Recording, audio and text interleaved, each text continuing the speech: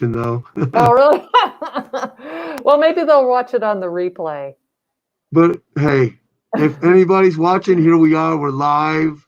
We're quarantined in the comic room, and you know what? I got time off. I've been wanting to do live again ever since I had that live show every week. And guess what? They just called me this morning. I told you I stayed up doing that video till 5. So I went to bed. I was laying in bed. The phone rang at 9 o'clock. The doctor called. They're scheduling the surgery now for the other shoulder. Oh, okay. All So right. I'll have 3 solid months off for that coming in July if things pan out with the whole pandemic. So Sarah, how are you doing? Well, I'm well. The silver-haired Bronze Age babe and her friend companion Lois Lane. We are following all of the CDC guidelines. This is I have to take it off because it's fogging up my glasses. But I have we have a host of homemade masks here at the Fortress of Solitude. So yeah, we've been hunkered down for Simon. What's that? We got Simon's in. Hey, Simon. So yeah, we've been hunkered down for a month, and what can you say, man? We're just flattening the curve. And Simon's in New York. He lives in Manhattan. Oh. Yeah. So he's in the worst area of the country right now.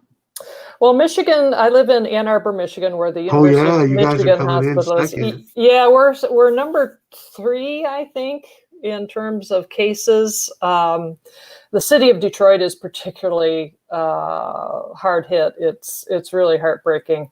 But we're doing our best to flatten the curve here in Michigan. So you see everyone wandering around with face masks, if you see them wandering around at all. So, and the conversations with our friends these days are not like, hey, you want to go out and meet at a restaurant? It's like, now where do you go shopping and at what time? And how are they on social distancing? Conversations you never thought you would have. But we got werewolf by lunchtime in here too. Oh, Simon says he's in Queens. I'm sorry, that's right. We went comic book hunting in Manhattan. So how are you guys doing, Simon, Werewolf? You guys staying in, locking down? I was out yesterday shopping. It's half the people with masks and half not. Yeah. And but the stores like Walmart, they got people outside handing you wipes and hand sanitizer.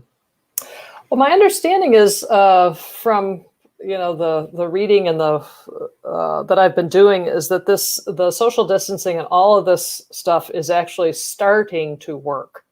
In that curves are starting to get a little flatter.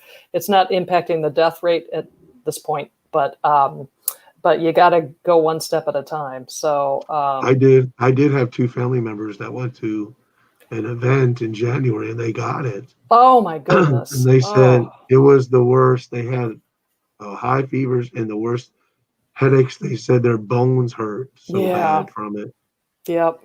Yeah. But they're all passed through. They're all good. Good. I know a couple people who had it and were at home coping with it. Sadly, my Wi-Fi hotspot lost a high school classmate to it. Her brother knows somebody who his classmates were their brothers, and they both contracted it. Both ended up in the hospital, but were eventually released. Sadly, both of their parents got it because the brothers had gone to visit them, and the 89 and 90-year-old parents died within a day of each other. So it is, I don't know. To say that no one has ever lived through this, I just can't wrap my little head around it sometimes about how incredible this is. And so I'm doing my bit to just hunker down and thank God for comic books, right? So we have something to do. You can see in the background, I got probably 6,000 I need to read. I'm behind. Well, so what have you? I imagine you've added to your collection during this time. So maybe we should talk about that. Yeah, I was saying that I'm eyeing some big books now that money's coming. I got my eye on two books right now. I figured we're gonna Are you pay going to some tell us what they bills. are, or No. no? Okay. I could, I guess. One's a Green Hornet number 14, Mm. and another one is a Wow Comics number 7. So And you like them because? they're early golden age. Okay. Early, or they're kind of tough to get. They're kind of hard to get books. Yeah. That's the ones I like to find. I like to hunt for stuff that cost a lot and it's not that prevalent, but try to find it at really good prices. Mm-hmm. If Mm-hmm. it's a high price, then Yeah. I'm not paying. Walk on by. Yeah. Then I'll hold out and then I'll find another book, Mm-hmm. Well, that's the This thing with is comics. There's always another book. one that I just got. Oh my God, look at that. I liked it because it has the spook right here. And Wow. it's kind of an early number, 36. Uh-huh. Wiz Comics came out before the Captain America Adventures. And it was a relatively good price. They worked with me on it. It was an eBay purchase. It's stuff like that looks to me like, it deserves to be in museums. You know what I mean? And speaking of that, there's a traveling Marvel exhibit that was supposed to be at Greenfield Village, which is a historical museum complex here in the Detroit area. And we were all set to go, and that would be no, everything is closed. So not getting there anytime soon. And even me, the DC gal, I was looking forward to it. So let me just say, Simon or Werewolf, if you guys feel like you want to join in, let me know and I'll send you a link. Give me your email. Join the conversation. Come onto the show. Yeah. I tell you, Mike called me. It was very spontaneous, and I was like, "Oh no!" But he's a very persuasive guy, so and because he's nice and persuasive, it's like, "All right, I'll set up the Fortress of Solitude, and we'll do this thing." So, and actually, I'm really glad. I'm really glad there's nothing else to do. I was desperate. I contacted quite a few people, and some people were like, "No, I don't do that. It's too nerve-wracking," and others, "I'm working," and I'm like, I don't like to do a live show by myself because I like to bounce off, Yeah. We got Coffee Breath in with us, which is new to me. Now that's a great name. Jesse Lynch. Oh my God, is that the brand? It is. Silver. You love me. I love you. I love you more. That's great. Now, is a male or female Jesse? Not that it matters. Either one works for me. I'll take the love wherever I get it. Werewolf by Lunchtime in Perth, Australia. Oh, how cool. Oh, that's right. Yeah, I knew he was from out of the country. We got Poceribus, the first. What's going on? Great. You guys all, how are y'all doing? How are y'all handling it? Are y'all boxed up in the comic room like we are? Oh, look, Jesse likes you too. That's good. Loves me. All right. Would you like to see? Yeah, there you go. Show them what. You know what? You got a light right here. It might be too bright now. Now you might get some glare. Oh, no, you're not. It's actually not as good of a read as it looks on the cover, but it's a bondage cover. Nice. Nice. I didn't buy it because of that. When I bought it and showed it, someone was like, "Oh yeah, that's a stealth bondage cover." I'm like, "Okay, I never heard of that before." You can always find subsets of the collecting. So I run and tell my wife, "I bought this because the woman's tied up on the cover." Yeah, but that would go really well. Oh yes. The only rule she has is no Vampirilla allowed in the house. I'm going to go with her on that. Would you like to see what I've been reading? I do. Okay. So speaking of bondage,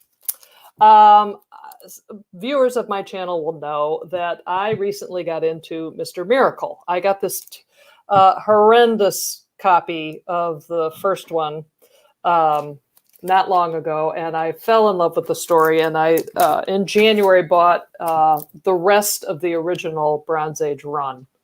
Yes, see, he has a nice cover of it, so he can be very smug, and he's doing that, and I don't blame him. I don't have that one though. I had number 2. I don't know what happened to it. I think I may have sold it a long time ago, and it sucks. It's granny goodness. I mean, know, especially when you have the rest of the run and you just don't have that one. It's well, then I feel much better about myself. So I read all these. I love them, and these are in great condition. And I had thought about sending them to CGC to have them slabbed, but I think I'm just going to hold them and care for them and let them age and accrue in value, and hope that the movie eventually sees the light of day, because then it'll make it worthwhile. But what I've been doing is several folks on my channel had mentioned, well, you ought to check out this run of Mr. Miracle. So I'm not I usually don't buy a lot of trade paperbacks, but I picked this one up. And I started it yesterday, and I loved it. I'm really enjoying it. And they do a great job in the beginning of, the stories that I recently read from the Jack Kirby originals. So what is that? It's the Tom King, Mitch Gerard. That's the one that just came out a year or 2 ago or something? I guess. No, yeah. Or is that the one from the 90s? Oh, someone help me. Again, I just do what people tell me to do. I think a couple of years ago. This is the guy who is apparently, Tom King is going to write the movie that Ava DuVernay is going to direct, that will have Mr. Miracle and Big Barda and the New Gods and all that. I did pick up that first issue. I haven't even read it yet. It's good. I'm digging it. I really am. And the art is really interesting in it. And I'm not that far into the story. Basically, I got through the prologue, which is a really wonderful recap of the stuff in here, in these series. So there's no excuse to not, understand what's going on. So I'm going to tell you a secret. I'm not a big fan of Tom King. I couldn't wait for him to get off Batman. Okay. Tom King's Mr. Miracle is designed to make its readers as clinically depressed as Tom King. Okay, you know what? One does pick up a little bit of gloom in the main character. That this, I'm new to this series, really, but it just didn't seem to me that Scott Free would be having that kind of bad day, without giving anything away, that you meet him in the beginning. So, but see, this is the thing. I don't read current comics, so it's all new to me. I have no idea about what writers are doing and artists are doing. I really don't. As you'll see, I am trapped beautifully and wonderfully in the Silver and the Bronze Age, and I'm not coming out. I bought some new comics the last week they came out. Beautiful cover, but my goodness, this is awful. It was so bad. And Spider-Man's only on the first 3 pages.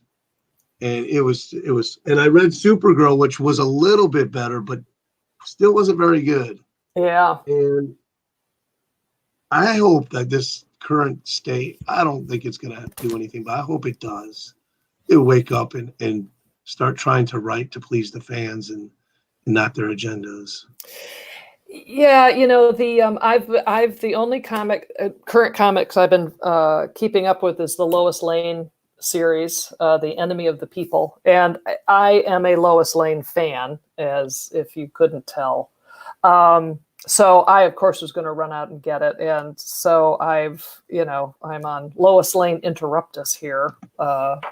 Because I've got 10, 11, 12, 3 more issues to go in that run, but it's all stopped. But in any event, that run is in particular very focused on current events. And I can really appreciate the notion of like, enough because for already. me, comics are escape, you know, Yeah, and and it's different to write a crisis that's fantasy than to write about what's going on today because you're trying to get away from that. You're trying to escape into something that's unconnected to what we have going around us. For me, anyway, I don't know. I can That's how I appreciate feel. totally. I can totally appreciate that, and so it's interesting to me to go through my collection and look at a lot of the Bronze Age comics where they started to try and have some social relevance. I kind of talk about that on my channel every now and then, and but I'm with you. I mean, my favorite stories are the one-offs that have nothing to do with what was really going on. In the society and the culture. Is it good? Is it interesting? Are the characters doing things that make sense? Um, so, I could appreciate that for sure. Scott Free can escape modern comics. We got Gray Man. I got my voice. Grayman! My voice is not very good. We got Gray Man. We got Man Cave Comics. Who else we got in here? Thought we had another person. Wow. Oh, we got Paul Acosta. What's up, all my brothers? Glad to have you here. If y'all want to join, send me your let me know and then send me your email. I'll send you a link.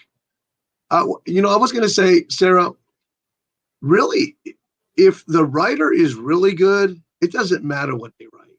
Right. They could write about what's going on if they're just really good. But I don't know. I miss in comics, especially in modern ones, where you have the writer describing the situation, the scenery, what the thoughts are in the person as the action's happening. Today, it's like, oh, we don't need to do all that. We just follow the picture and you'll be Mm-hmm. good. And they give you little cookie crumbs of dialogue, and then it's a comic you can read in like 5 minutes because you just look at the pictures. That's supposed to be enough for us.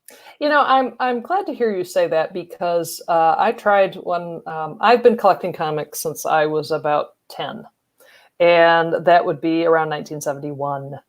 And so I came of age comic book wise in the Silver and the Bronze Age.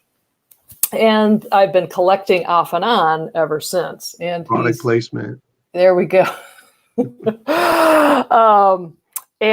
So I've, collecting is very different than keeping up with, the actual what's going on currently in comics. And I dropped out of actually reading current comics around 1978.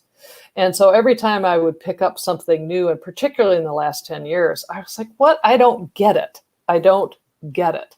They're confusing. They don't have dialogue balloons anymore. It's just copy, just kind of floating. And, it's like, you're making me work way too hard here to figure out who's saying or thinking this, And then the personalities are all the same too. Very dark There's and very no deep. no character development.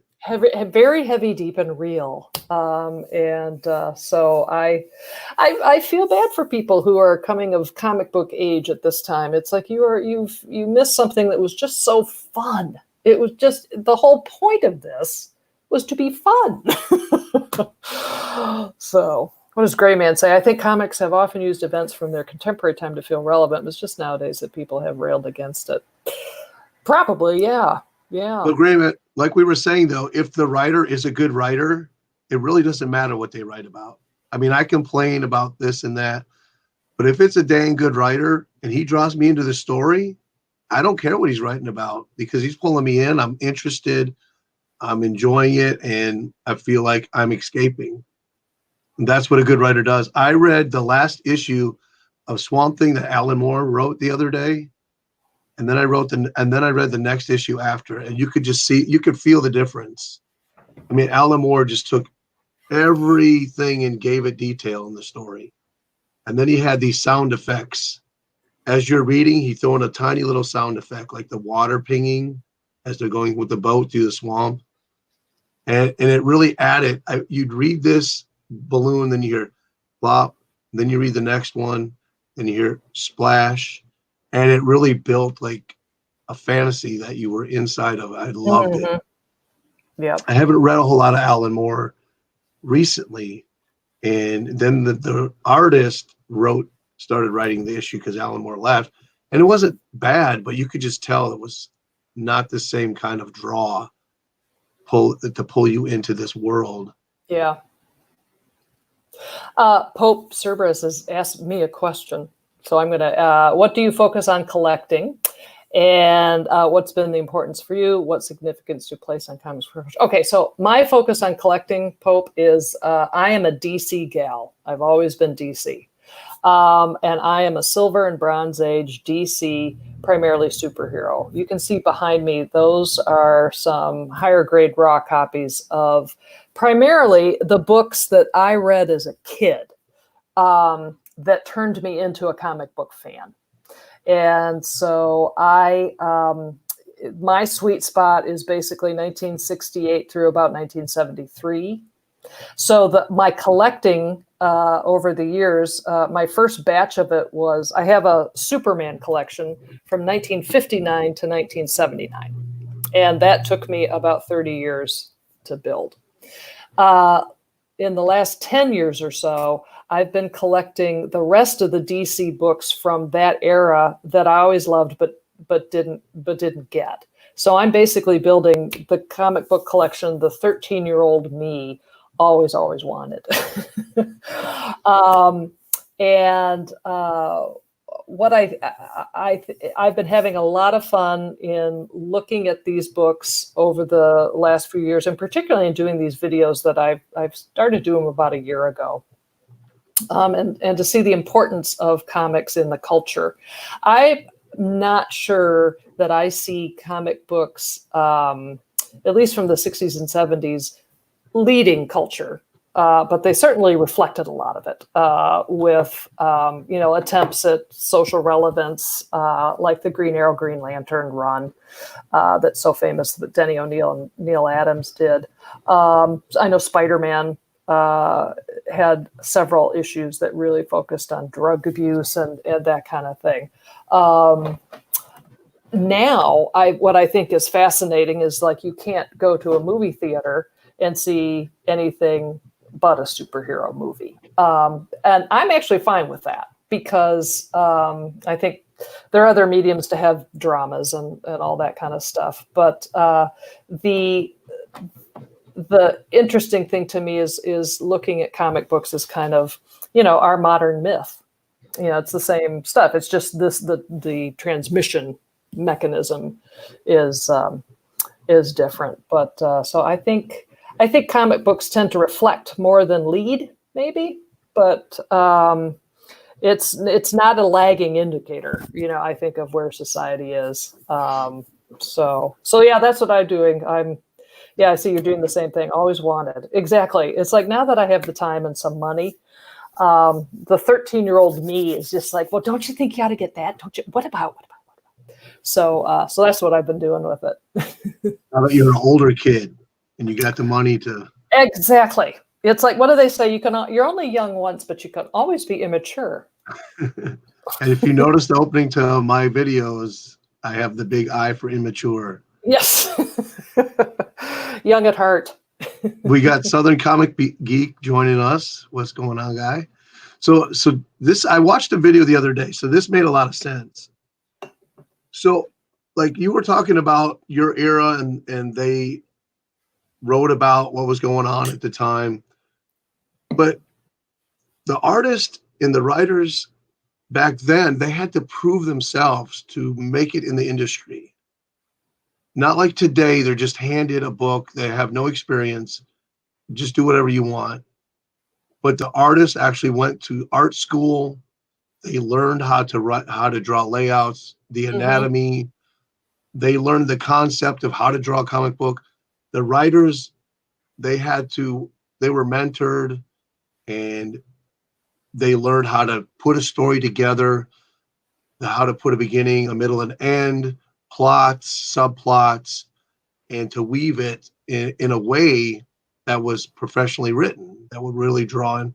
But nowadays, you don't have that anymore. The people that are in Marvel and DC, the majority of them, they just show up and they're given a job, and it's not about what experience they have anymore. It's about who they know and what are their politics.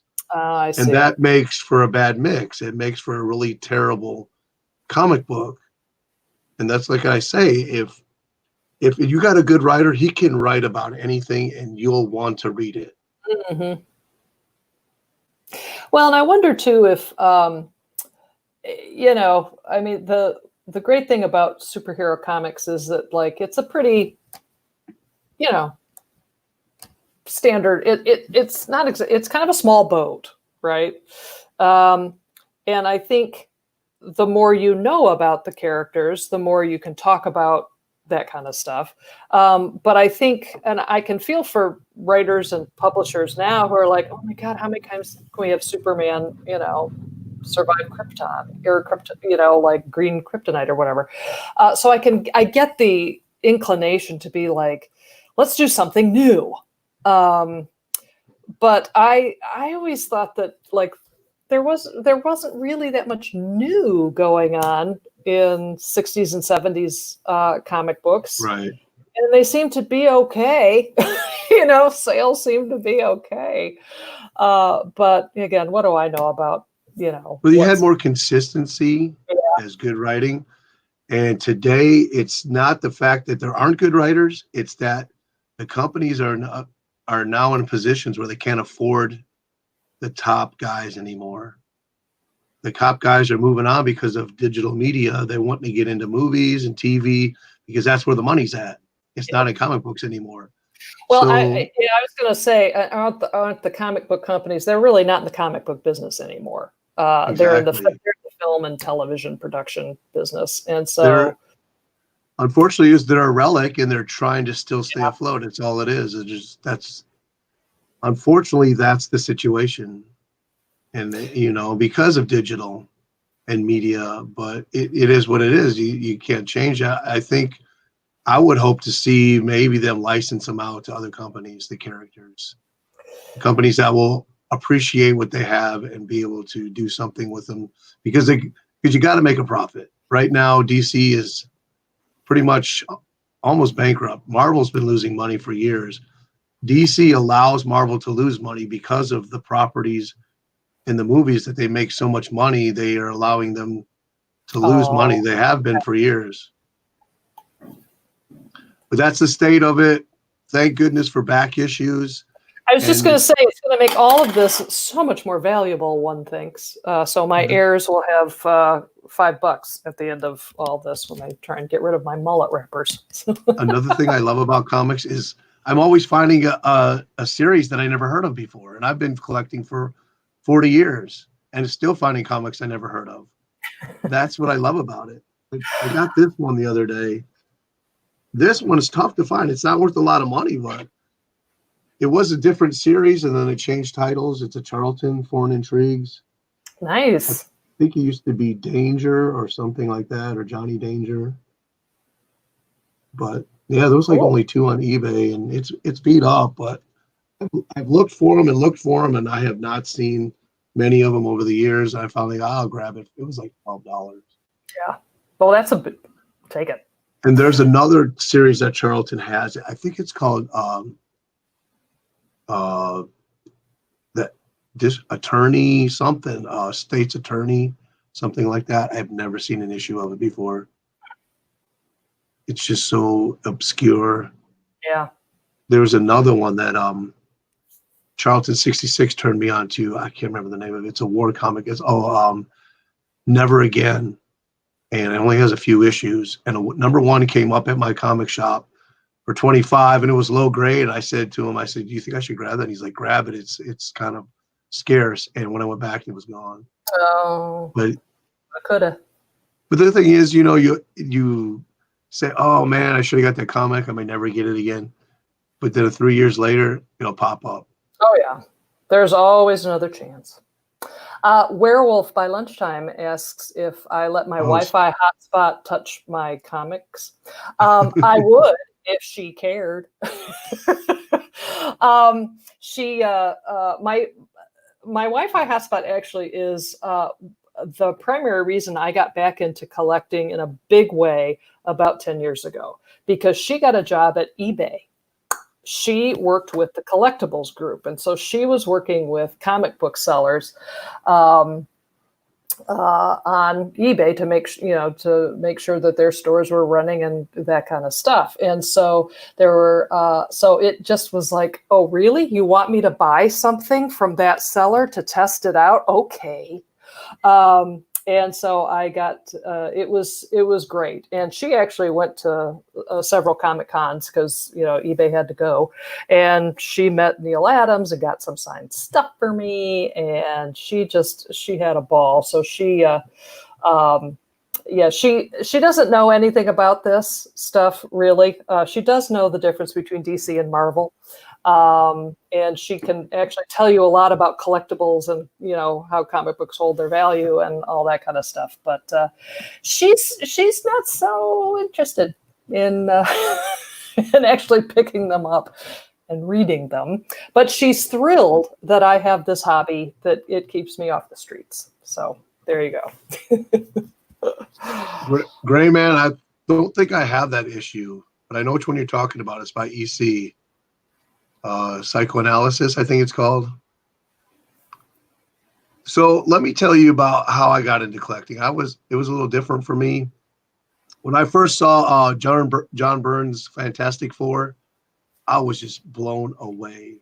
And I thought, man, I could draw my own comics and create my own world.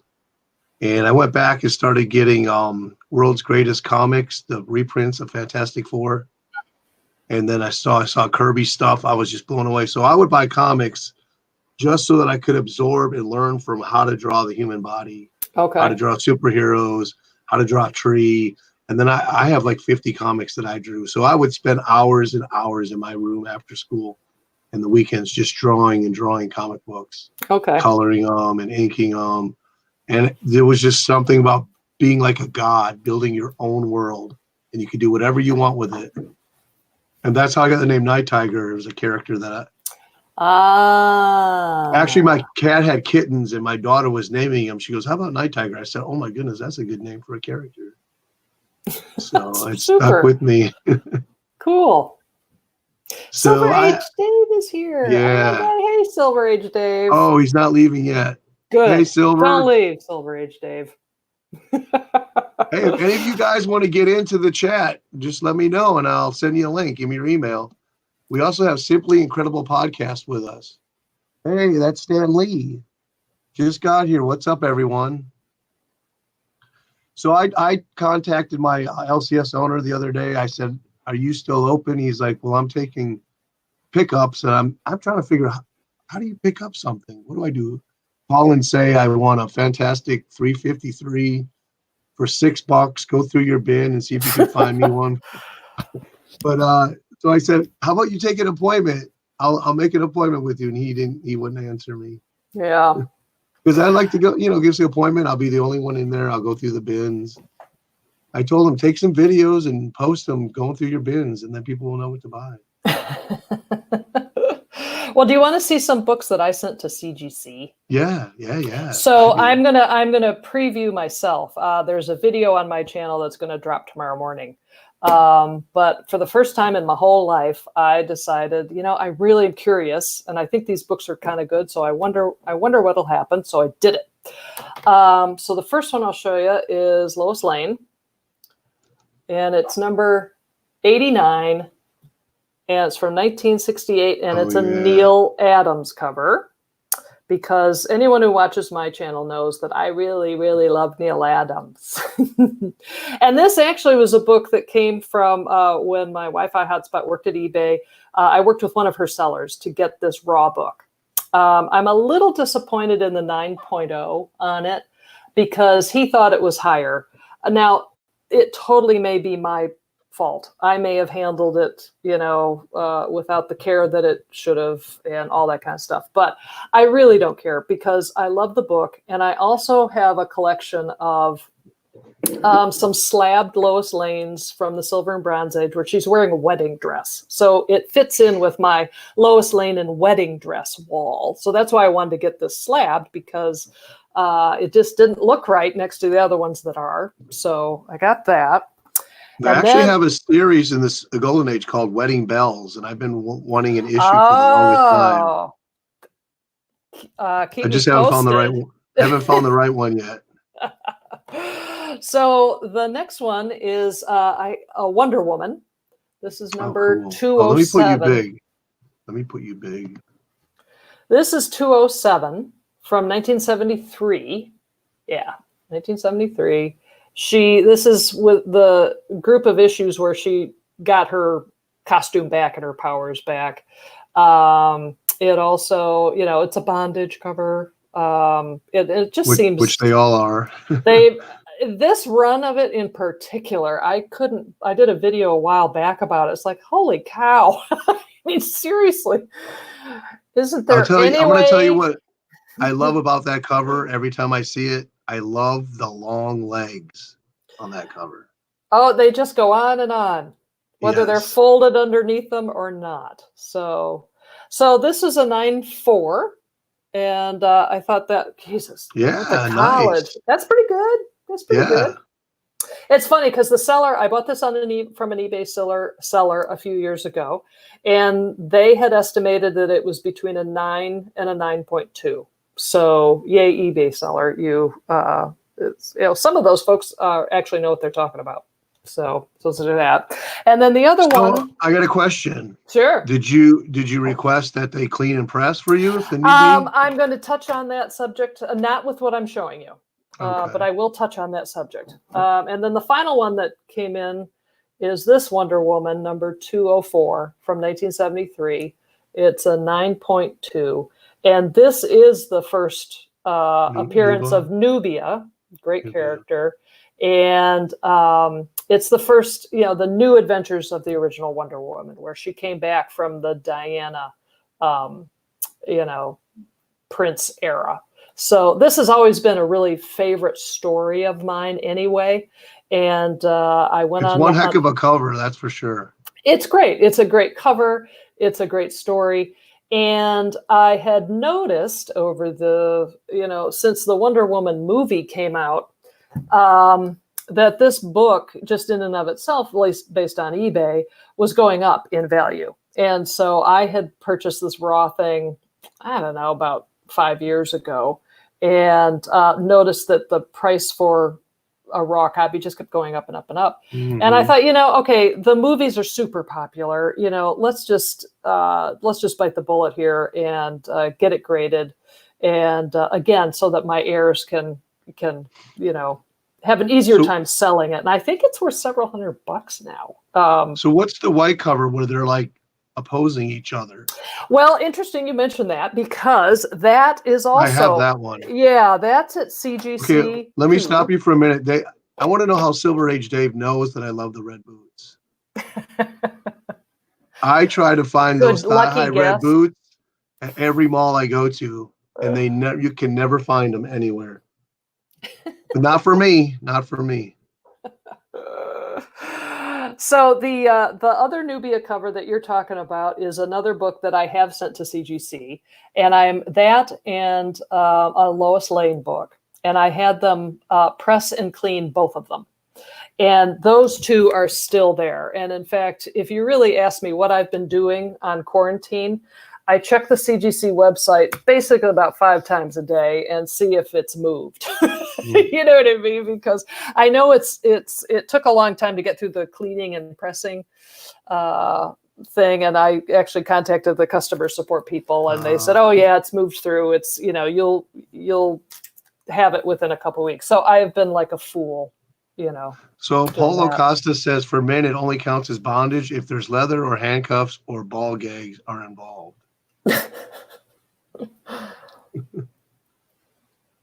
I just got a graded. You got a good memory, Dave. You remember he mentioned those red boots in an old video. Oh, so I just saw a commercial. Now they have the Mr. Clean little pads you can use to clean your comics. The wall pads. Yeah. That's what they use. Well, that's what. You know what? I'm going to let the professionals, because listen, crafts. It will save you money. crafts and silver-haired Bronze Age babe do not go well together. I can't glue anything. I can't listen. No. I So didn't. you You don't think I weld? put these? I didn't put these shelves So up. you I don't had weld any hammers? no.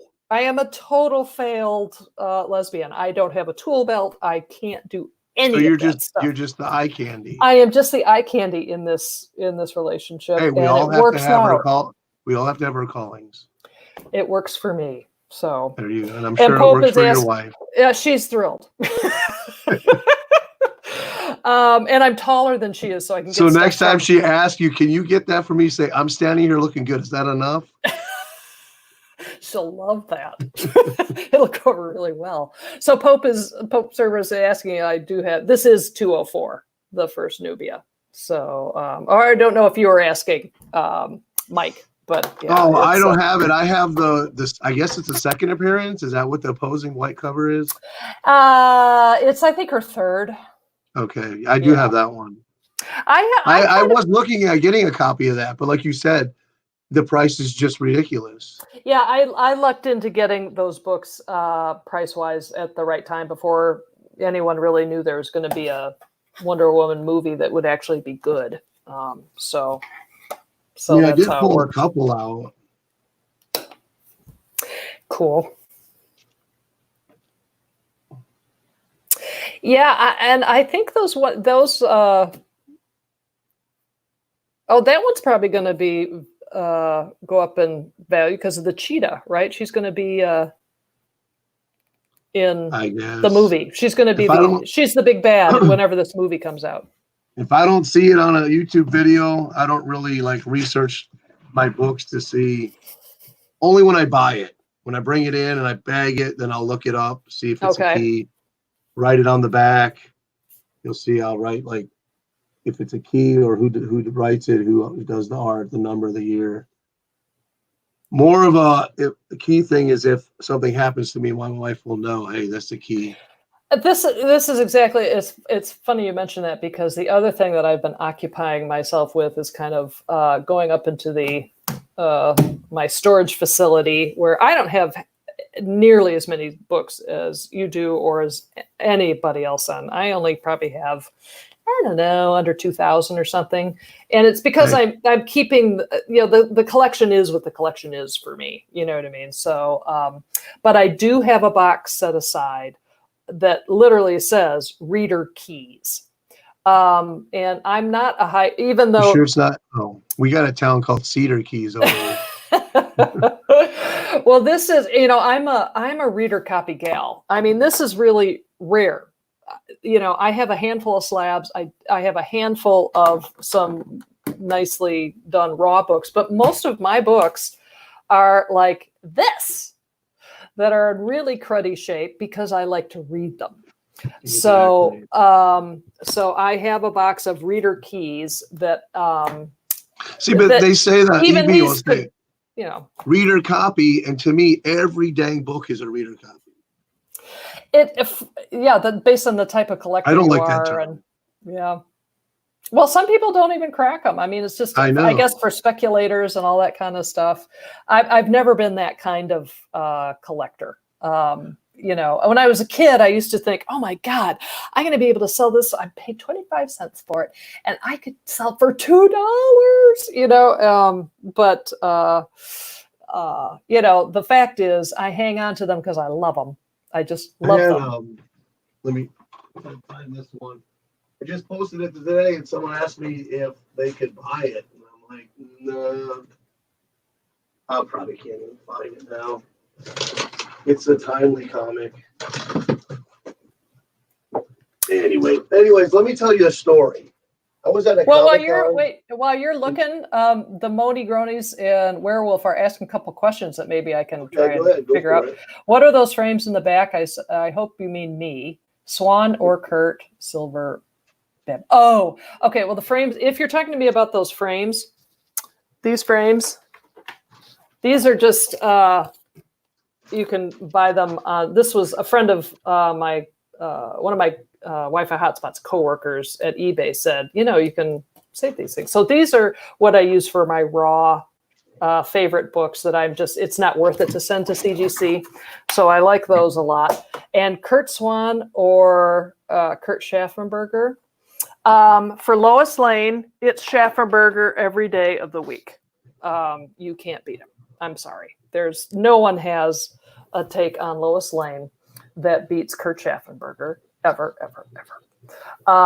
And Kurt Swan in the Superman books in the late Silver Age and early Bronze Age, it's quintessential. So I hope I answered the question. I hope I got the question right.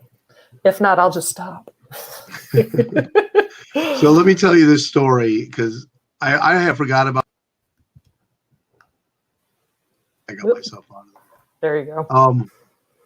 So several years ago, before Iron Man 1, which started all this speculation with movies and stuff, Comic-Cons, you could buy books at a decent price. I bought Sensation Comics, and I don't remember the number. It was first appearance of the Magic Lasso, and I paid $300 for it. And then I wasn't a truck driver at the time. Can you hear me? Yes.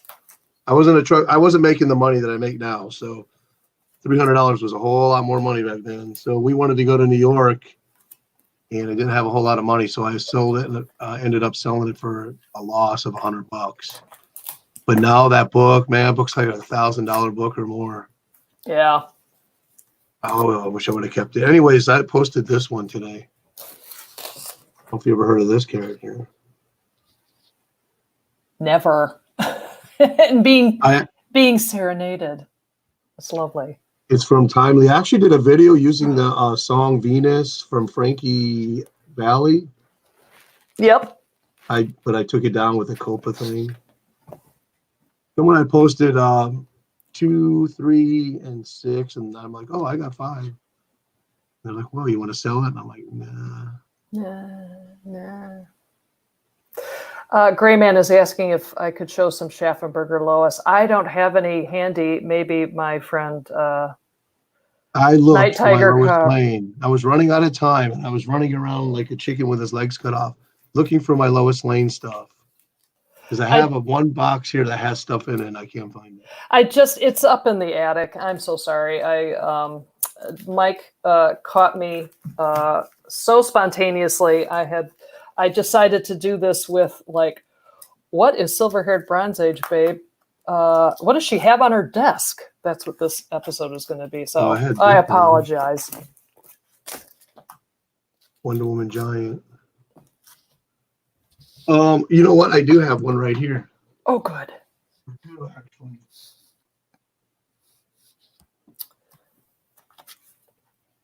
While he's doing that, here's another. Speaking of Wonder Woman, I found this book, Wonder Woman: The Complete History, by she says, somebody Daniels, super cheap on the eBay. And a wonderful history. I mean, just having the images alone of the comics, the covers, the collectibles. This has been a blast to look through. Really, highly recommended. You haven't read it yet? It's one of those things. I don't want to say it's reading for the bathroom, but it totally could be because you could just pick it up anywhere, and you don't have to read page by page by page. I was watching a comedy show, and that girl goes, "Did you take that book in the bathroom?" He said, "The Double B series is a very succinct series." I don't know if you ever watched Rules of Engagement. No. This at Ollie's about a year ago. Oh yeah. For $15. This is the only one out of the Batman, Superman. They would not come down on the price on this one. Yeah. The Batman Supermans were $10 or $9.99, and this one was $14.99. It's worth it. They're just great. Totally great. So I don't know. Is this? No, that's not Schaffenberger. That's it might be Neil Adams. Kurt Schaffenberger was doing the Lois Lane cover and story. There you go, right there. That you have a high grade copy of that. Yeah, I do, and it's the slab, ain't it? It's not slabbed, but I do have a high grade version of that because it's one of my favorite Kurt Schaffenberger covers, and the way he draws Lois Lane's face and what he does with Superman in particular, I always just get a kick out of. Because his neck's a little too thick and his hair's a little too short. His body is a little out of proportion. So, Schaffenberger, I think, is just having a wee bit of a laugh at Superman. Have you ever read this issue? I have, but, because I have my Lois Lane collection goes from number 12 to 126 or 136 or whatever, towards the end. So I've got all of them. I couldn't tell you I don't remember. I just always wondered how the heck DC got away with this, with the comic code. Well, I think wasn't it Lightning Up? That was probably around 1970. Well, he ends up being an alien. It's not really Satan, but about 3/4 through the whole book, it's like they're saying he's Satan, and it's pretty heavy stuff. Yeah. I liked it. Cool. Yeah. Let's see. I just grabbed a bunch of stuff out. I try to get mostly DC because I know you're a big DC fan. Yeah, I don't know nothing about those Marvels. Do you know I do not have that book? I feel a little embarrassed. I feel like I should. No, I'm embarrassed. I just got it last year. Because usually people want too much money for it. My LCS owner got it for like $5. See, that's what I'd pay. That's in the ballpark of, I guess, what I'd pay for it. And he had the Death of the Flash, but there was someone else that wanted it, so I let go of that one. I don't know. Didn't you get some of these? I did. I went through a DC horror book kind of binge last fall around Halloween, and I love them. I absolutely love them. A Nick Hardy cover. Yeah, he did a bunch of those. He was schooled by the Golden Age masters. Well, you can tell because I think his covers, Neil Adams' covers, Schaffenberger's covers, unlike like you were saying before about today's covers, just have nothing to do with the story. Those guys could, give you an image of what is inside this book. Like, I want to read that story. This is a better cover, but not really a good cover. But to me, it seems like it's more of like pasted layouts. Yeah. It seems very flat, no real dimension to it. Like everything was drawn separately. Yeah. And then put on there and then photographed. And that's how most of those books today they feel. Now, I'm sorry, this is not my doing. It's just called Old Guys Who Like Old Comics. Oh, yeah. But do you know who they are? I do. I love his channel. I think he's hysterical. Well, they have a Facebook. That's where they started at, a group. And they also print their own comics. And people can submit artwork and stuff. I actually have some artwork printed in one of the issues. Oh, cool. Oh, I'd love to see that. They're $5 an issue a month. Okay. Neat. Pope is asking... Pope Cerberus is asking if Lois Lane run is my longest run of the series. No, it's second only to my Superman collection. I started collecting Superman in the early 70s. It was a modestly interesting story. I had sent, back in the day, if you wanted back issues, you found the little ads in the back of the book and you had to send quarters to somebody in Passaic, New Jersey. And so I did that, and I wanted Batman books. But what came instead were Superman books. And I was like, oh, crap. I want Batman. But I read them and I loved them. I absolutely loved them. So my collection of Superman has been, I am a very typical comic book collector. So it's like 20. Yeah, I wanted Batman instead. And I got that big S guy. So my Superman collection is basically 1959 through 1979.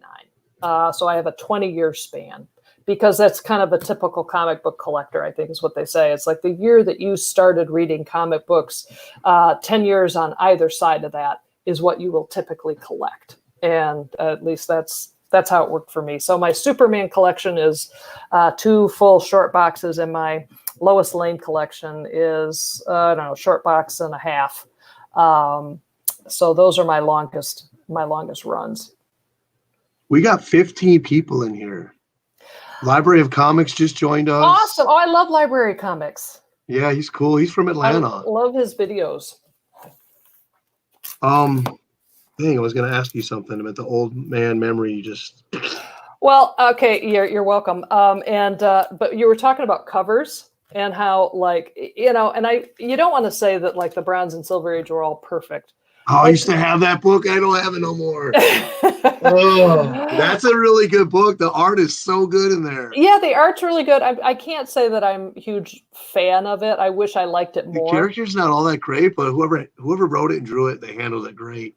Yeah. Look at the cover. The cover is so cool. But it still is the kind of thing. It's like, well, I guess I get. Do I get the story? I'm not sure. Maybe those are bad guys, and she's gonna, you know, dwarf them. But like, to me, this is a more compelling story. Like someone's the first few issues were good. Yeah. So anyway, that is a great cover though. This one? No, they both are. I don't have either one of them. Oh, I went through a Swamp Thing binge a few years ago, and this is number 1. And look at the crap shape it's in, and I don't care. From here, it looks good. Oh no! Look, it's been chewed up. I know, but I'm just saying. Well, I was going to say, yeah. Wait a minute. Hold on a minute. Now it looks like crap. Now it looks crappy, doesn't it? But I look at this as completely guilt-free reading, so I can open it up and read it and smell it and the whole thing without feeling. Do we collect Hawkman? James wants to know, do we collect Hawkman? I do. I just got a couple issues of Showcase. Yeah, I do not, I'm afraid. Gray Man, let's see, Moni says, I posted some videos of my Black Terror and Wonder Comics, but I'll have to repost them now. Yeah, I just posted Black Terror this morning, Exciting Comics. Oh, Steve's here. He loves Swamp Thing. He's a big Swamp Thing fan. See, for me, I'm a big Man Thing fan. No jokes or nothing. A Marvel Man Thing. I don't know. I found Steve Gerber did such a wonderful job on that series. You know, I've been curious to try a few of those issues. And they're cheap. You can get them. Well, there you go. And just to do a little compare and contrast, and even if just to confirm that DC is superior. I don't know. Yeah, I'm still missing I want to get that first appearance of Dead Man, but boy, that book is so pricey. Oh, yeah, I love Dead Man too. I really do. And the Spectre, I assume, I'm wondering if you mean, Pope, that 10-issue run in Adventure Comics in the early 70s. That is an amazing I just picked this up for $2.50. Work of comic book stuff. Yeah, there you go. $2.50. Yep. Jim I think Aparo, man. It's one of those. That is one of those series that it benefits reading them all at the same time. You know, just go through those 10 stories. Jim Aparo gave Neil Adams a run for his money back in the totally, absolutely. I agree completely. I think his work on the Spectre in particular was great. I loved his stuff on Brave and Bold with Batman. Oh, yeah. I thought he did a great job with that kind of stuff. That first few issues of Spectre was not really that good until Neil Adams took it over. Was it number 4? Yeah, the boy who killed the world or something like that. Yeah. So, well, for a change of pace while you crawl up across your couch. The other thing I've been doing is now some of the people who read or watch my videos know that I did a women's lib during my March Women's History Month. And I have a Women's Libbers from Space series that I do, but because I was doing some more research on, I didn't realize that the romance comics from the early 70s touched on women's lib issues as well. And The they're horrible. And maybe I'll ask right now if anyone in the chat thinks it's worth it to me to do a video or two, like, kind of do a deep dive on an individual story and these things, because wow, they're interesting in a very funny way. So I'll leave it up to you. If you think I should, let me know, because there's stuff to talk about, but So anyway, I've been having fun digging into that history as well. So in Adventure Comics in this run, I think was it Mike Friedrich that wrote the? Mm-hmm. He was pushing it past the code limits. Oh God, and so yeah. he was having Michael Flesher. He was having shouting and matches with the editor, and they were in turn getting bombasted by the comic code. But he wouldn't budge. And finally, they actually took the goal line and moved it a little bit further for him, for DC Comics, because he's like, I'm not going to quit writing the way I'm writing for that issue. Yeah, I have a video that I've done that I haven't dropped yet about that. And, what I'll say is there were 3 stories that they didn't publish at the time, because they just, I think sales were not super great anyway. So it kind of solved the problem for them. But I think in the 80s, DC published the other stories with Jim Aparo, came back to do the art.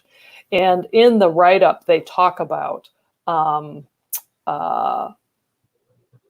what spurred on that series, and, what they, how they were being pushed to, like, no, this is tough stuff. So, but they're like, we're either, I don't know if we're ahead of the times or behind the times or beside the times. We just did what we did because it felt right at the time. And so everything about that run I find just really super fascinating. Oh yeah. So yeah, just a great example of comic books being more than just a comic book. So. Okay, so I remembered what I wanted to say. Okay. You need to come up with an intro for your women livers. You From ever watch The space. Muppet? Yeah. Yeah. women livers from space. Pigs in space. That would be so cool. You're asking something for that I'm technically unable to do, but yes. Okay, so according to Neil Adams, so these is his words, that this was the first issue ever drawn and written by the same person who was not involved with the creation of the character. Okay. If that makes any sense. Yes. And I've talked to a couple of people about this, and they're like, he's full of shit. And I'm like, well, that's what he said. It's his words. Yeah. Yeah, God love Neil Adams, because Neil Adams sure loves Neil Adams. That was like a cover that if you saw, you turned a second time on the stand and go, is that a DC comic? Oh yeah, I mean that's the great thing about DC Comics of that era. The art, the colors, everything just was like, pick me up and read me. Pope is telling me that Strangers in Paradise is great female empowerment series. Ever thought to read the book? I've never heard of it, but I'm writing it down right now. I think it was a comic book. I'm going to look it up. Oh, nice. Oh, yeah. I recommend anybody to go, if you have Amazon Video, watch Chris Claremont's X-Men documentary. He had a lot of female writers that were his assistants on his run on X-Men, which I didn't know. It was pretty cool.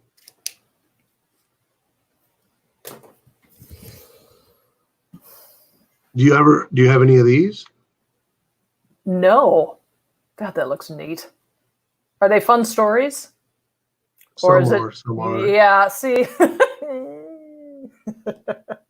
I'm to the point where I'm weeding out my collection a little bit, stuff that I got because, oh God, it's Neil Adams cover, like Jimmy Olsen stuff. It's like Neil Adams cover. Oh, and it's like, oh, these are painful for me to read. So they've been donated to charity. So, oh, love it. see, that's just so quintessential Silver Age comic book. DC. Yeah, I mean, give me a break. These are books that I picked up off eBay like right before all this speculation stuff started, like 3 years ago. Yeah. You could pick up lots, especially in auctions, for cheap. And now it's like everybody wants to squeeze every penny out of it because the Key Collector app says it's worth money. So Is that what's going on? Because I think so. yeah, I mean, that's cool, you know. And listen, I checked that I finally found that site, and I checked it, and that is what I used to make the decision of what books to send to CGC. Because is it worth it or not? Yeah, I use it too. Yeah. Oh my God! But, See, that's just like Silver Age Comics at your service. but it's a double-edged sword, you know. It definitely is a tool, but it also hampers the community, because everybody's like, oh, that book's worth this much, that's what I gotta ask for it. No, you gotta price it to sell Right. if you want it to sell. I have a folder I've been saving up eBay postings for the last 2 years because I want to do a video of just ridiculous stuff, cool stuff, like books that are obscure, but then ridiculous stuff. People are asking prices for like a comic that you probably pick up and it just falls apart and they want like $30-$40 for it. Yeah. Just stuff like that. It's funny. I don't know. Have you ever heard of Eclipso? Yeah. I had. That character's so boring. I found him in a Brave and Bold. So that's the only reason I know who that that character exists. Let's put it that way. Well, in this run, he's like so boring, and the art is so terrible too. But the covers look cool. You know? Oh my God. Yeah. Just cover art alone. And this is the thing. I told you I'm a reader. Yeah. So if I get a book like this, the cover looks cool, I still read it, even if I have to like fight to get through the book. Yeah. Like slapping myself, drinking energy drinks. Yeah. Come on, it's 4 or 5 more pages, you can make it. Yeah. There's some early Justice Leagues that are like that. I think it's number 16. What's it? With the bubbles, the guys on the organ, and they're all in these bubbles. Yes. And you get to the end, and it's like it never really happened. It was all a dream. The story wasn't even real. I'm like, you got to be kidding me. I just tried to fight through this comic book, and I get to the end, and it's not even a real story. Yeah. Werewolf is asking, what is the most you would spend on a raw comic book? He's asking that of the Silver-Haired Babe. I will tell you, I spent, I think the most I spent on a raw comic was about $70. And I overpaid for it, I know now. But it's that Lois Lane up there. I'm a tree.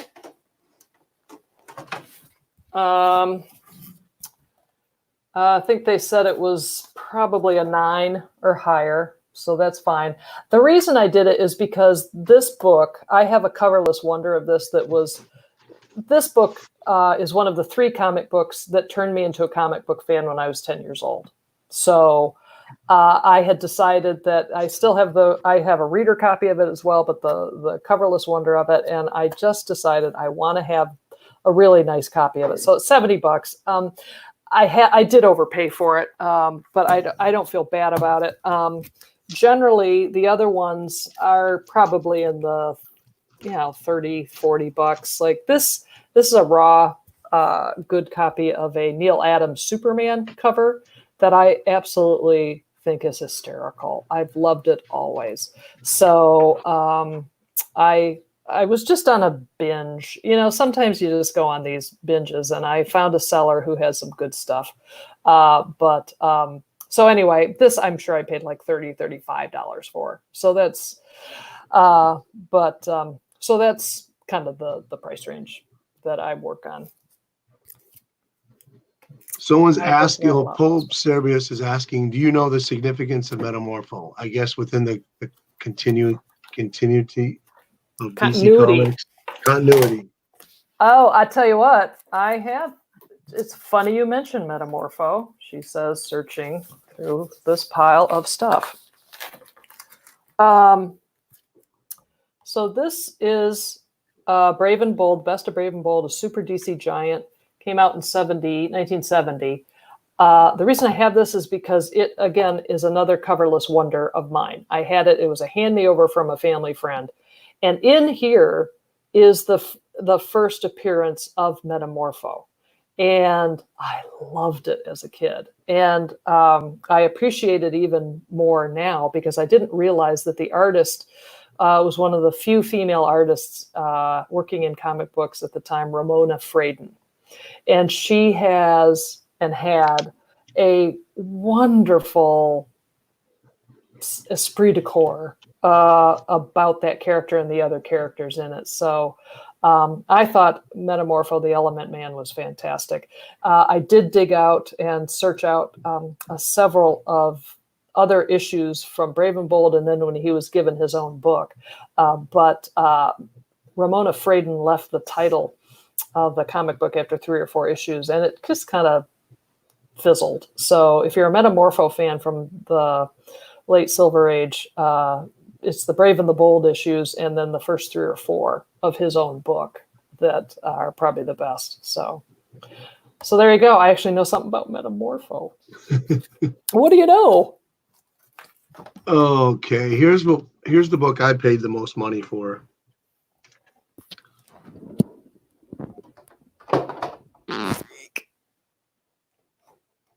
Pretty. From 1941. This is the 8th appearance of Bozo the Robot. Actually, his first appearance is the first robot cover ever in comic books, which I think is Smash Comics #1. I only paid $300 for it. I have not cracked that that ceiling. I paid $270 for Iron Man 1 a couple months ago. When I got it, I opened it up and it had a rip about this long on one of the story pages. So the guy sent me back $50. I'm like, okay, that's fine. Yeah, take it. What about this one? Oh yeah, Supergirl. You'd think I'd love her, but I don't. You don't like Supergirl? Well, do you like Power Girl? I don't know nothing about. I remember when that book came out in 1975 or 7 or something like that. Yeah. But I didn't buy it. 76. 76, yeah, and so I know nothing. I actually just got this copy. It's a pretty decent grade because this book is people want $50-$60 for it. So I was able to get it for $12 finally for my LCS, my good old buddy Austin. I have to go back to Metamorpho because Pope Cerberus said that he has Brave and Bold #58, the second Metamorpho appearance signed by Ramona Fradon. That is so cool. I actually have a book that's signed by Ramona Fradon, but it's a Teen Titans book. And it's because she also did the art for Aqualad. And so in this particular Teen Titans book from 1972 or something, there's a reprint, an Aqualad reprint. So someone had obviously gotten her to sign that. So I have a Ramona Fradon signature copy. It's just not a Metamorpho. But I'll take it anyway. So we got Black Sheep Comic Collector in here.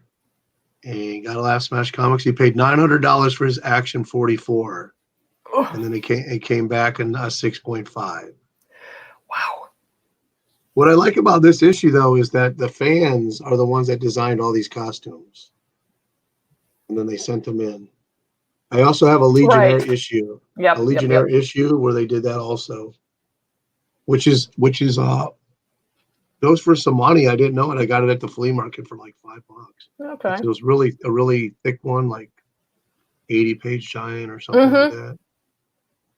Well, the Supergirl stuff, in Adventure Comics, that was the issue of her costume just kept going on and on and on. And it's like, so which version do you like of Supergirl? Yeah. None. The panties, the mini skirt. I don't care. None of them. Then she has one with both. Okay, so my favorite, I wish I had the issue here, but it was the next issue of that other one where they're like, "Ta-da, here's her new costume." And in the pages of the book, she is saving someone or a ship at sea or something, and they have her coming out of the ocean in the new costume with a belt and I think a mini skirt, and they forgot to draw the S. So it's like, are you kidding me? So yeah, it's hard for me to get behind Supergirl of that era. I got this one for $15 off eBay. It's really high grade. It's my earliest World's Finest. Cool. Number 104, 1959, with Bill Finger doing the scripts. Nice. You know, I finally saw that documentary. I don't know if it's on Amazon or Hulu or one of them about that. Was Hulu. I learned so much. I thought that was just really interesting. I liked it. I always liked Batgirl's costume. I thought it was so cool, yellow and orange or red. Oh yeah. And then they did all this like inking black in it for some reason, which I never understood. Well, also on this pile of reader keys. Oh, Detective! Come on, you can't beat Carmine Infantino. No, this is Joe Kubert. Oh, is it Joe Kubert? Oh, okay. Yeah, those Go-Go check covers. You know, I wasn't reading comics then. Yeah. But I remember seeing them on the spinner racks then. And it's like, oh, those are cool. Those are cool. And so now I can get them my own self. So here's my Batman. My Batman 251. You're killing me. I almost got that for $20. And they were having a half price sale at the LCS. I said, I'll wait another day. It was gone. I was like, you idiot, Mike. So you don't have a copy of this? No. Oh, $20. Classic. I paid a little more, but I found a seller on eBay who not only sold me this one, but he also had, she says, hold on, this. Oh, nice. I remember seeing that one in your video. Yeah, so they're both in, I don't know, 4.0, whatever. But I was like, they're presentable, they're readable, and if I'm a Neil Adams fan, I have to have them. So I have never looked back.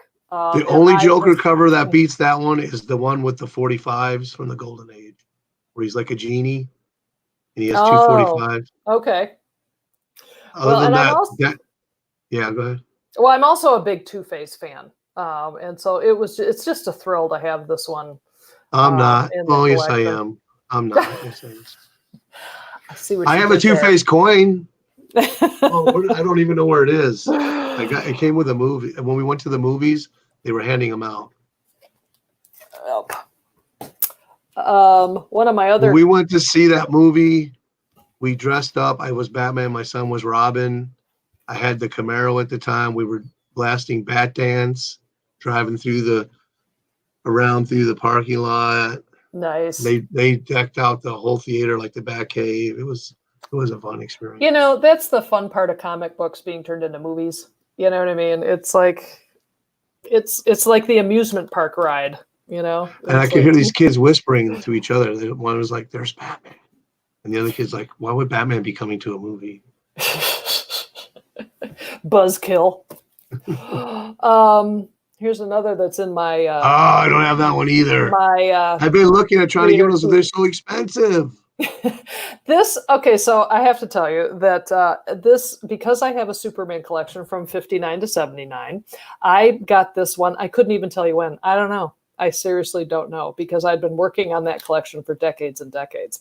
When I got back into collecting a few years ago, I was reading the New York Times, and Carmine Infantino had passed away. And so they had in his obit a picture of this cover. And they were talking about how he was so, vital and important, which I dimly was aware of. But then I, did some research. I was like, oh my God, this is a key issue. This is really famous. Isn't it great? I have it. So yeah, I am thrilled that I have this, and I always enjoyed the story. I always liked the cover. I had absolutely no idea that it was a big hairy deal issue I until a have few an years ago. issue from I think '89 in Flash that's almost identical to that cover. Yeah, I've seen that they've kind of redone. They do this again, and in recent years, I have added to the. There are 4 others from the Silver and Bronze. There are 3 others from the I Silver and have Bronze the age. first DC Presents #1 and the Whitman variant. Yeah. Here's Which another is one the of 4th them. raise. Yeah. Yeah, here's Yeah, another I don't one. have that either. Ugh. And then there's another one that Oh, here it is. Neil Adams did this one. Oh, yeah. That was the least famous out of all of them. Yeah, it's just kind of lays there. I mean, you're in trouble when Neil Adams has to put the Neil Adams kids, down at the bottom. It's like. So I got a question. Flash is they say it. I mean, it's in the title. He's the fastest man alive. Out of 99% of the covers he's on, he's either dead even with whoever he's racing, or he's behind him. Well, not in this one. He's ahead there. Oh wow, yeah. There you go. Finally. Yeah. Do you like the tape pull problem there? It's look, yeah. Isn't that good? You see that and you go, oh, you cringe. But you know what? That's the kind of collector I am. It's like, no, I want the book, so I have all 4 of them. I don't care. I got 1 or 2 comics where I cut them with the X-Acto knife on the cover by accident. You can't you can't see it. But when you look at the book, you just it's like, but you can't even see it.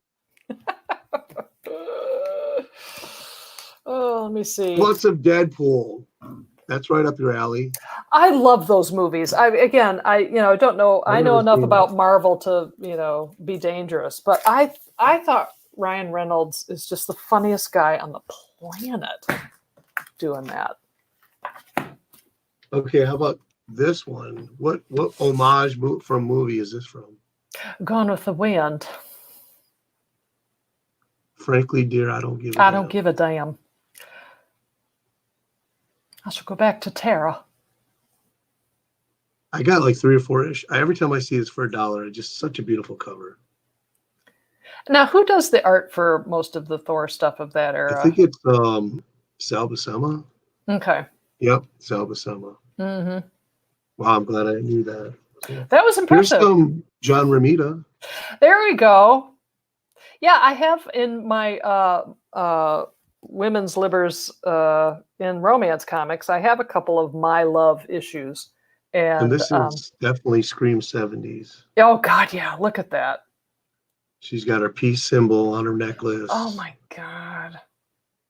It's just so hip. Does that take you back? Oh, God. Well, when you come of age in the 70s, the women's lib movement was all around. And it just was, it was... God, those are. This was $6. $6 on eBay. Fox Comic. Mm-hmm. Those are beautiful. She's a kept woman. I bet nothing good happens to her at the end of the story. I'll just bet you. Well, it happens good to the guy, so somebody. Which is all that matters in comic books. I like poking the bear, poking the she-bear. Well, that's why I like looking for comic book characters like Star Sapphire, who can just give as good as she gets, I picked up some high-grade early Green Lanterns, but unfortunately they're not Starfire or Sapphire. Yeah, I wish I liked Green Lantern more, but I kind of don't. I have the stuff I have in my collection is because I kind of like the Star Sapphire character. The art is cool. The art is cool, but I'm just again, because I like to read them. It's like. But then again, it's classic DC. It's cheesy as hell. Right. Exactly. Get your cheese grater out while you read your comic. Well, yeah, and then you compare it with like this Green Lantern. It's like they might as well just be different. And that's what I'm talking about. Characters. Now they took stories of the drug problem of the day. But Yeah. Danny O'Neill is such a good writer that, Right. oh, he's Yeah. such a good writer. Yeah.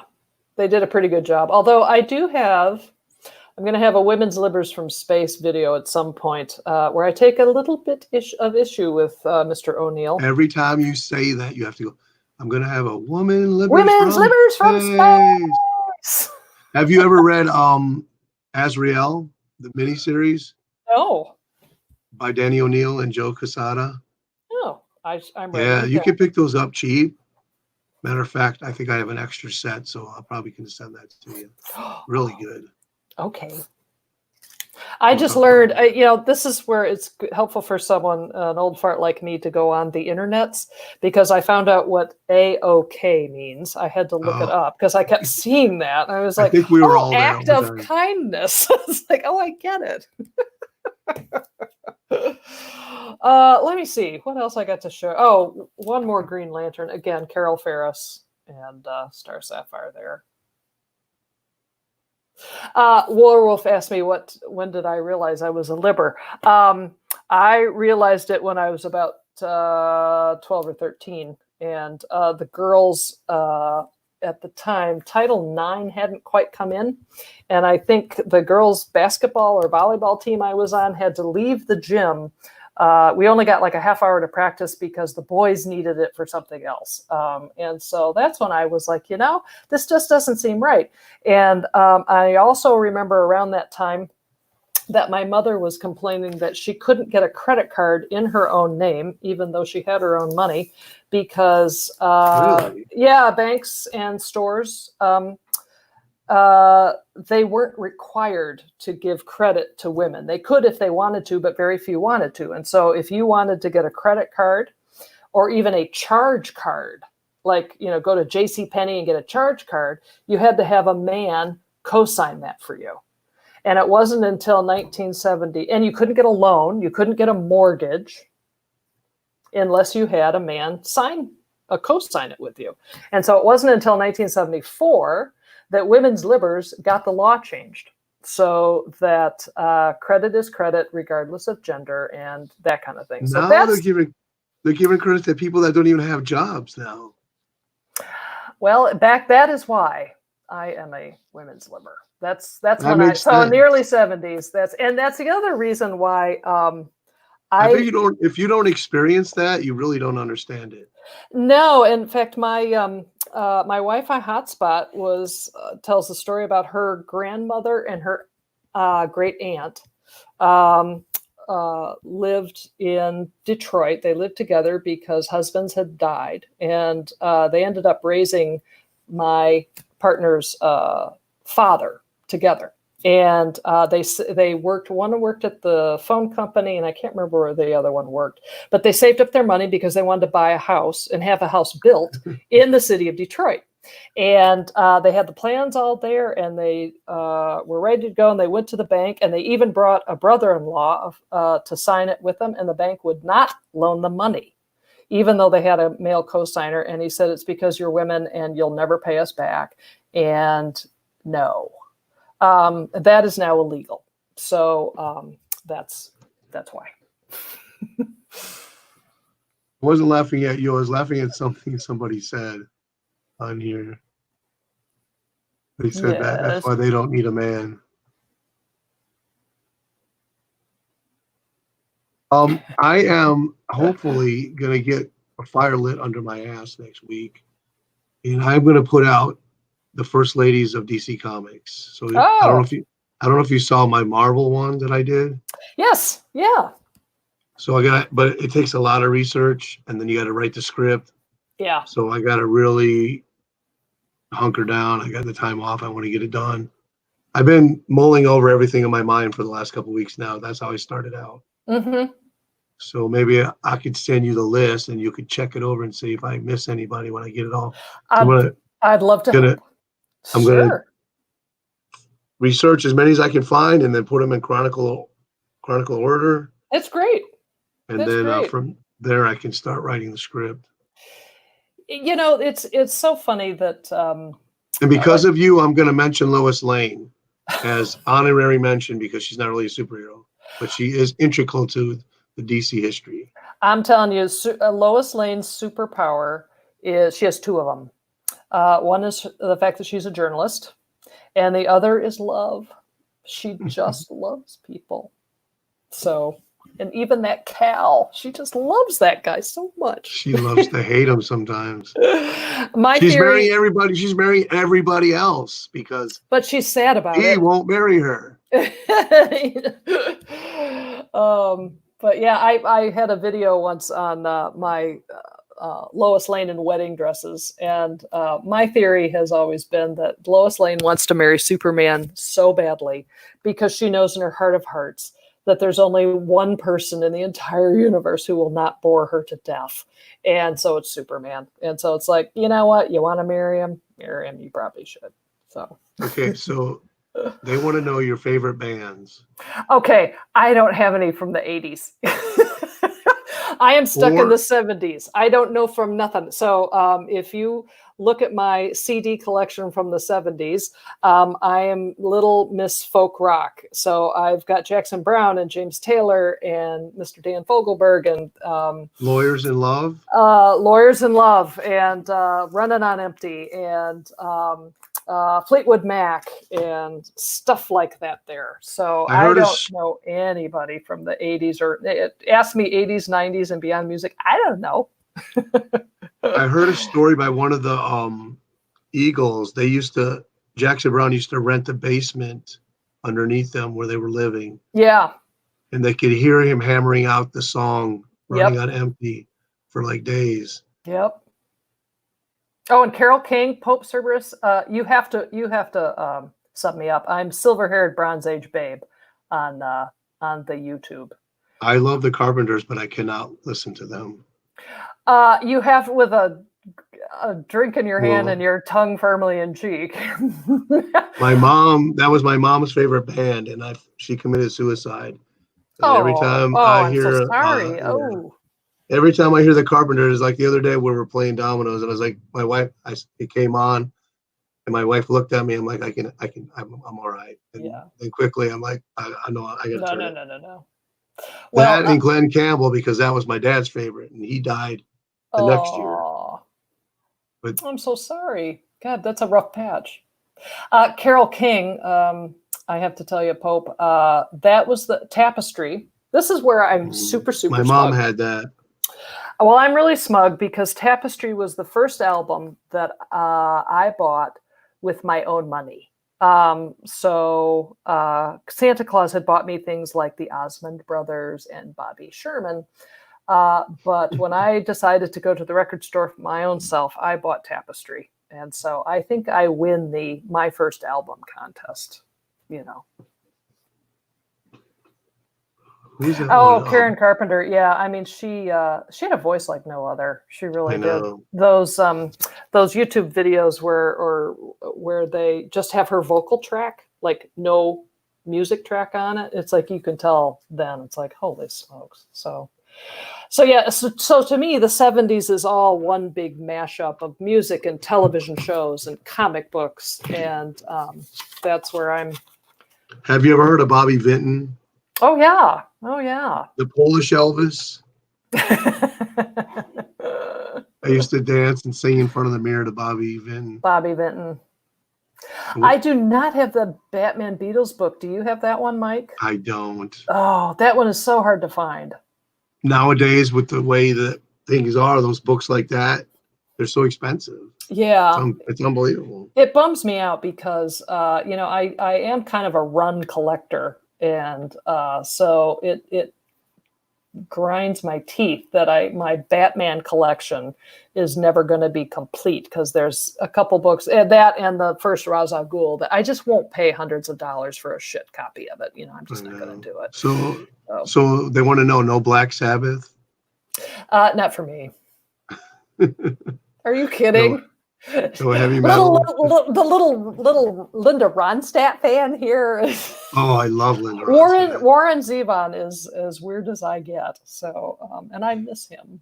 I was just reading about her and how she had the problems with her voice, and she said it devastated her because her voice was her life. And she had to learn just to accept that she couldn't sing anymore. There's a wonderful documentary about Linda Ronstadt that you can find, I think, maybe on the YouTube somewhere or elsewhere. It's called The Sound of My Voice. And she has MS, and so That's what it was. Yeah, it's an amazing documentary. And if I am correct, she is the #1 selling female vocalist ever. If I am correct, I think so. Yeah, she's you'll find that documentary, and you won't take your I'm going to check Linda it out. Ronstadt Probably on songs YouTube. off. Yeah. Oh, I listen to Blue Bayou all I the was time. going to say, why did I smell this on you, Pope? First record was Kiss, Hotter Than Hell. Yep. Yeah.